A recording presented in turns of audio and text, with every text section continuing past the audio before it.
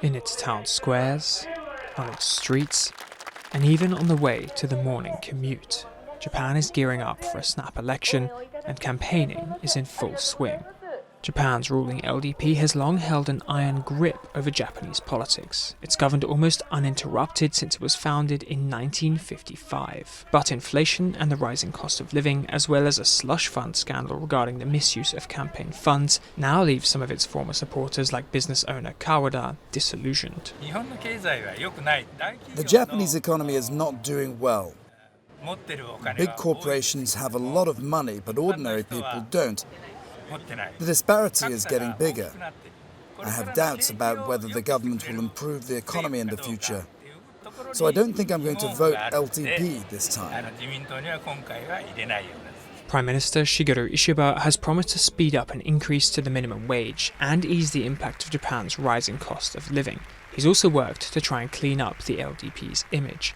But the start of his leadership coincided with the party's lowest approval ratings in more than a decade. And some polls now suggest the LDP and its coalition partners may be about to lose their parliamentary majority for the first time in over 12 years. It's something that candidate Harumi Yoshida believes her opposition Constitutional Democratic Party can capitalise on. I'm hoping we will win in a big way, and we want to realise the change of the government. Led by former Prime Minister Yoshihiko Noda, the CDP has pledged to introduce free university education and expanded welfare spending. Yoshida herself hopes for a more equitable economy. Yes, the share price goes up, and also the big company have gained a big profit, but not for us as a normal public. What we need to do is the economy which starts from our public, not from the rich. And while they're hoping that they can unseat the current government, it's still highly unlikely that any of the opposition parties will get enough votes to govern on their own. For Japan, this could mean a period of political instability. Denying the ruling party a majority could instead lead to a series of coalition talks that result in a more fragile government. The outcome of this election is more chaos, more tumultuous situation in the Japanese politics.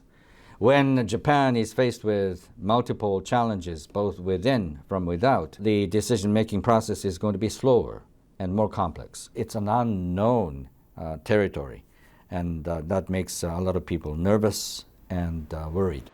Whoever clinches victory in Sunday's vote will take on the top spot here in Japan's parliament.